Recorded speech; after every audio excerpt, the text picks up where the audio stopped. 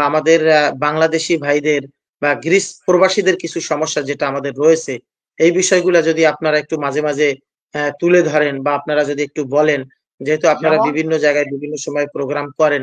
আসলে আমরা আপনি খুবই এখানে আমাদের বাংলাদেশী যারা প্রায় ৪০,০০০ বাংলাদেশী এখানে আমরা আছি।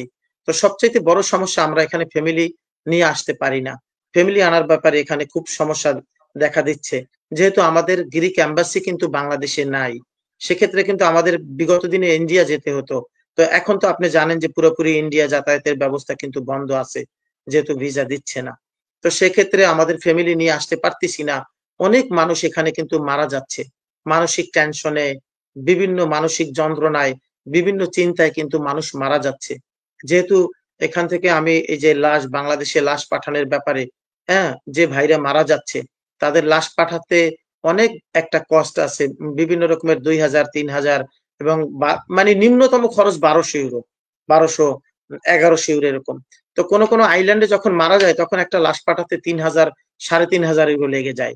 তো সেই সহযোগিতাটা কিন্তু আমরা গভর্নমেন্ট থেকে পাচ্ছি না। আমাদেরকে শুধু গভর্নমেন্ট থেকে, সরকার থেকে শুধু টিকিটের টাকাটা দেওয়া হয়। বাকি যে লাশটা নিয়ে আসা যাতায়াত খরচ ২,০০০, ৩,০০০, €৩,৫০০, €৪,০০০ পর্যন্ত সেটা কিন্তু আমাদেরকে বহন করতে হয়।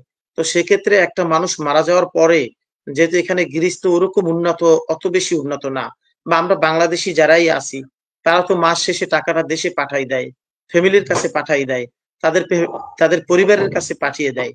তো এজন্য একটা মানুষ মারা যাওয়ার পরে তাদের কাছে ঐরকম পরিমাণে টাকা থাকে না বা তাদের কিন্তু ঐরকম এখানে কোনো রিলেটিভ বা কোনো আত্মীয়স্বজন এখানে নাই যে তার লাশটা দেশে পাঠাবে তার নিজ খরচে। এবং একটা মানুষ যখন মারা যায়, একটা বাংলাদেশী ভাই যখন মারা যায়, তখন তার ফ্যামিলিতে লাশটা কিন্তু বহন করতে চায় না, নিতে চায় না টাকা দিয়ে বা টাকা দিয়ে নেওয়ার মতো সেই অ্যাবিলিটি তাদের কাছে থাকে না।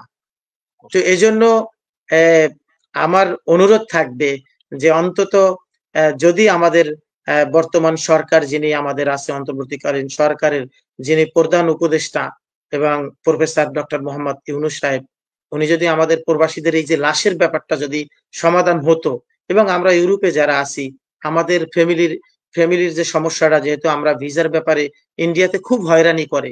অনেক বেশি টাকা খরচ হয়। ১ মাস ২ মাস ওখানে বসে থাকতে হয়। তারপরেও কিন্তু ভিসা দেয় না। বিভিন্ন দালালের চক্করে পড়তে হয়। বিভিন্ন দালালের ওরা টাকা নিচ্ছে কিন্তু ভিসা দিচ্ছে না এবং হয়রানিতে পড়তে হয়। তো এই যে সমস্যাগুলো এগুলা সমাধানের একটা ব্যবস্থা আমাদের হওয়া দরকার। যেহেতু আমরা বাংলাদেশী ভাইরা যারাই আছি এদের ফ্যামিলি নিয়ে আসতে পারতেছে না এক এবং বর্তমানে আপনি কেন জানেন কেন যে কেন বাংলাদেশ ফ্যামিলি থেকে ফ্যামিলি নিয়ে আসতে পারে না কেন? আপনি কি ব্যাখ্যা দেবেন একটু?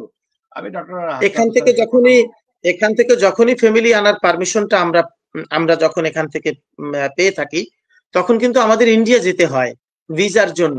তখন কিন্তু ইন্ডিয়া ভিসা পাচ্ছি না বর্তমানে। বা ইন্ডিয়া যখন আমরা যাই ভিসার জন্য, তখন কিন্তু ইন্ডিয়াতে যে গ্রিক এম্বাসি আছে, ওখানে বিভিন্ন দালালের কারণে বা বিভিন্ন দালালের আম চক্করে যখন আমরা পড়ি, তো তখন কিন্তু তারা টাকা পয়সা নিয়ে কিন্তু ভিসা দেয় না। বুঝছেন? তো এজন্য অন্তত 5% মানুষও ভিসা পাচ্ছে না। তো এই যে সমস্যাটা ১ মাস ২ মাস বসে থাকতে হয় এবং টাকা পয়সা খরচ করতে হয়। তারপরে কিন্তু ভিসা দিচ্ছে না।